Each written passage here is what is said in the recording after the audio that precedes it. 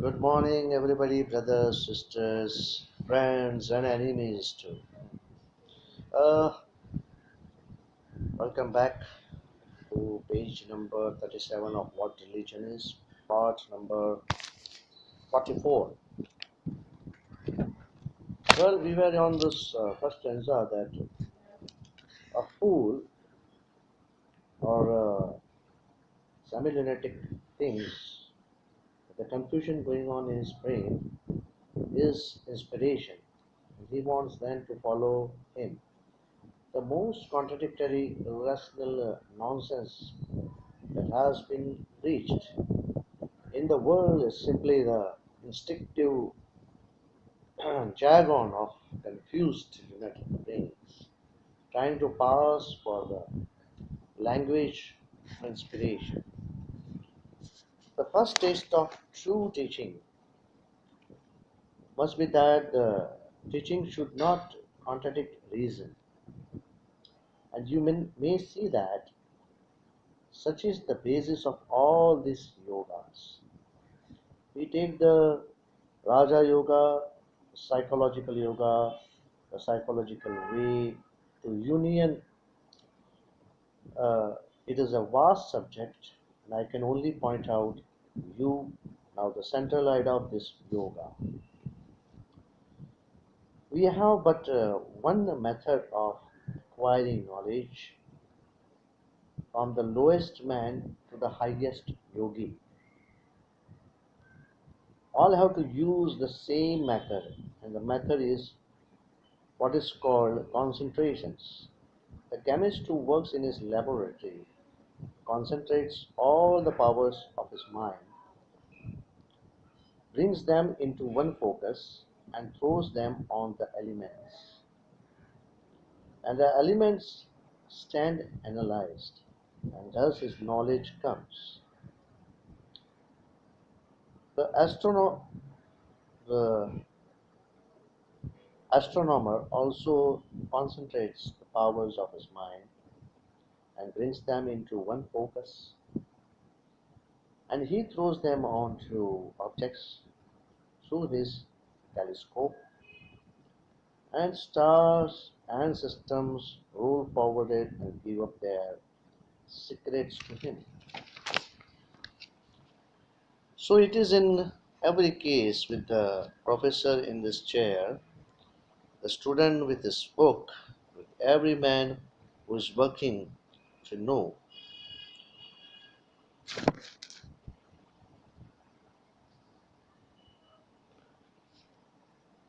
Even the lower shoe black, if he gives more concentration, but the lowest shoe black, if he gives more concentration, will black shoes better. The cook with concentration will cook a meal all the better. In making money or in worshipping God or in doing anything, the stronger the power of concentration, the better will that thing be done. This is the one call, the one knock.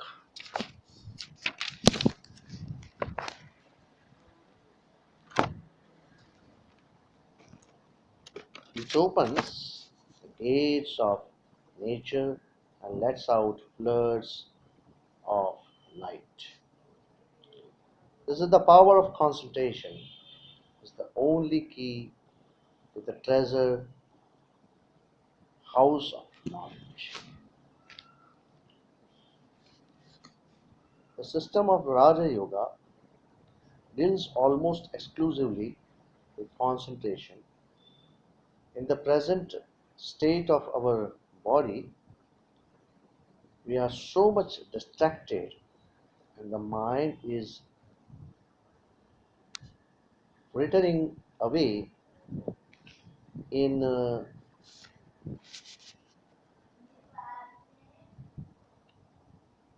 away its energies upon a hundred sort of things.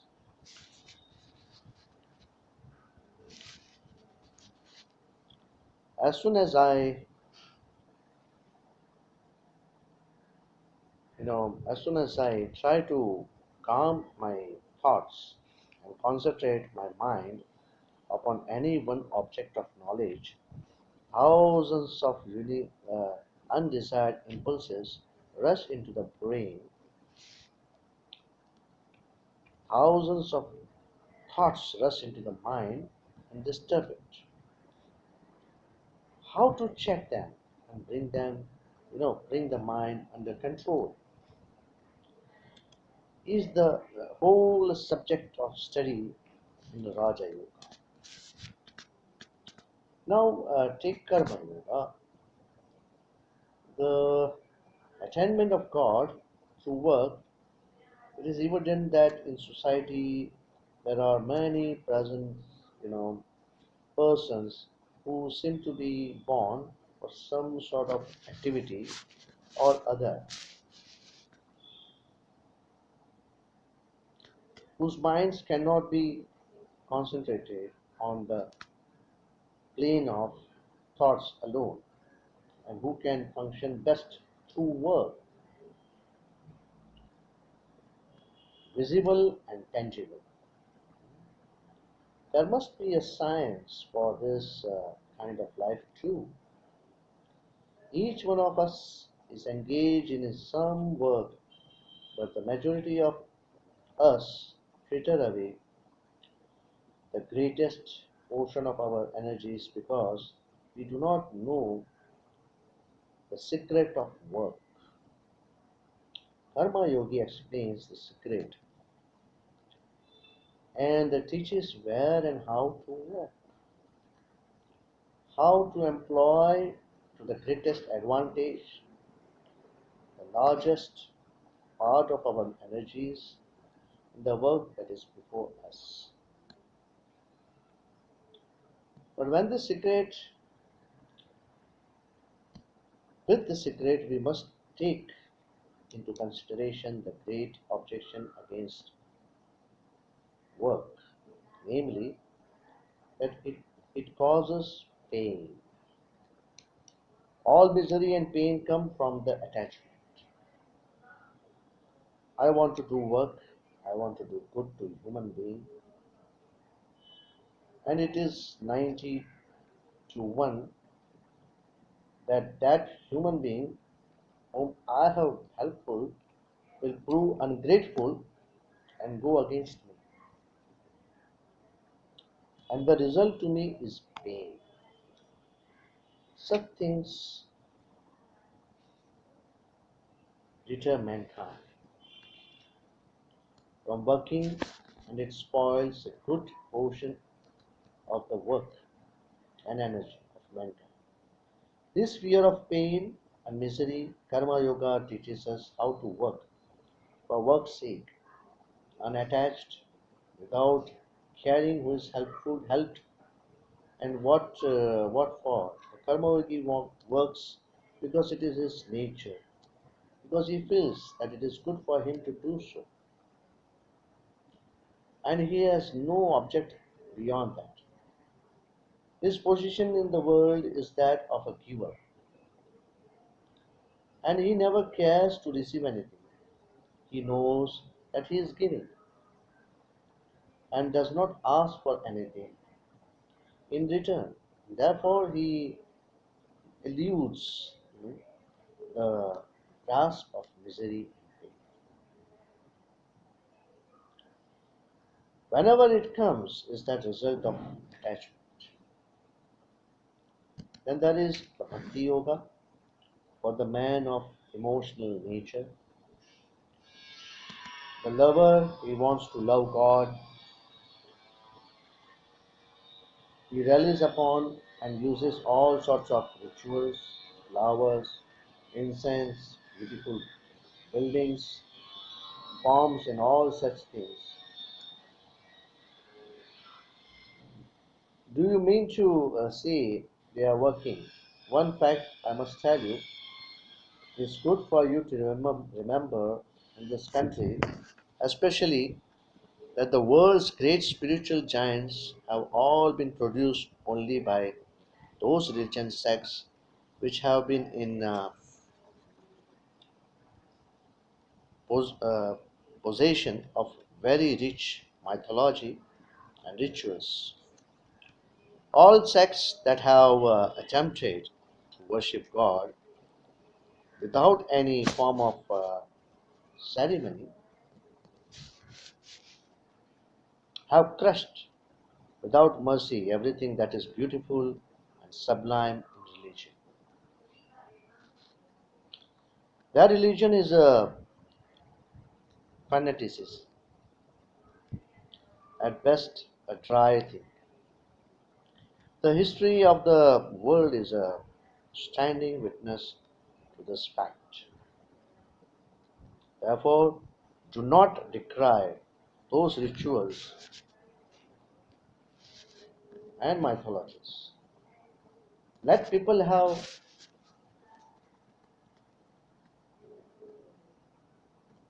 let people have that. Let those who so desire have that. Do not exhibit that unworthy, derisive smile and say, they are fools, let them have it. Not so. The greatest men I have seen in my life, the most wonderfully developed in spirituality, have all come through the discipline of these rituals. Bhakti Yoga teaches them how to love without any ulterior motives. Loving God and loving the good because it is good to do so, not for going to heavens or to get children, wealth, or anything else. It teaches them that love itself is the highest recompense of love, that God Himself is love. It teaches that, to them to pay all kinds of tribute to God as the Creator, the omnipresent, omniscient, almighty ruler, the Father and the Mother. We lastly come to the Jnana Yogi, the philosopher, the thinker. He wants to go beyond the visible. He is the man who is not satisfied with the little things of this world. His idea is to go beyond the daily routine of eating, drinking, and so on.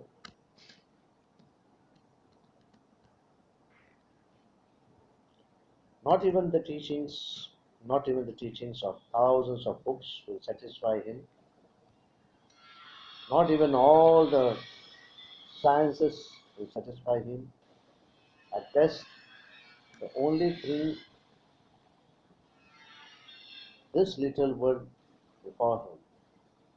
They only bring this little world before him.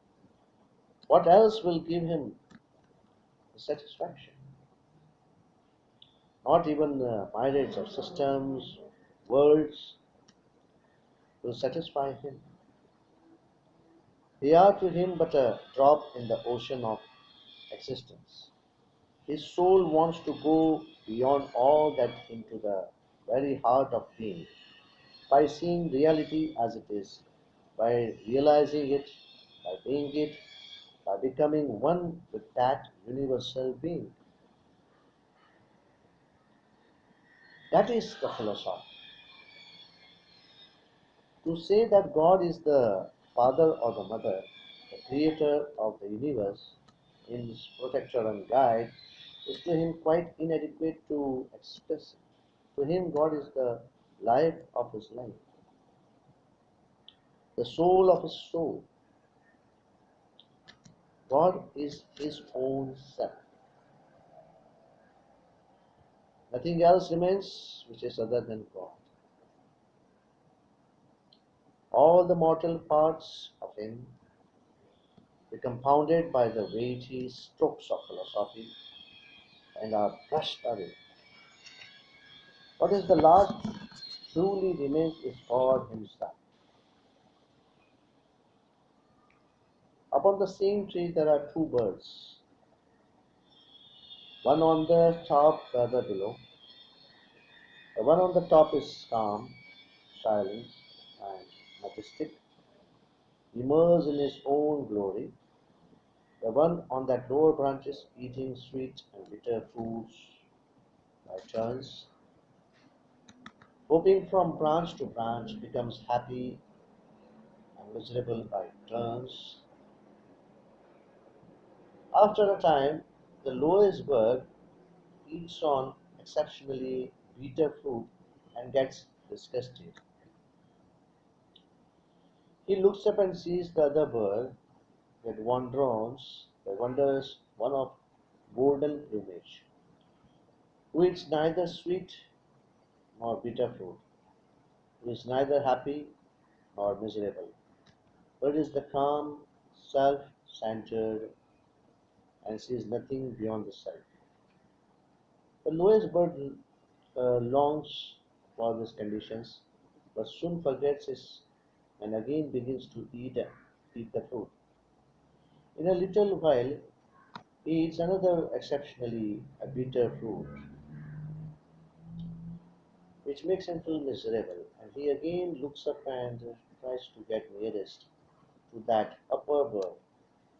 Once more he forgets, and after time he looks up, so on he goes again and again, until he comes very near to the beautiful bird and sees the reflection of light from the plumage playing around his own body, and he feels a change and seems to melt. Still nearer he comes, and everything about him melts away. At last he understands this wonderful change. The lower bird was, as it were, only the substantial looking shadow, the reflection of the higher. He himself was, in a sense, the upper bird all the time. It is imperative that all those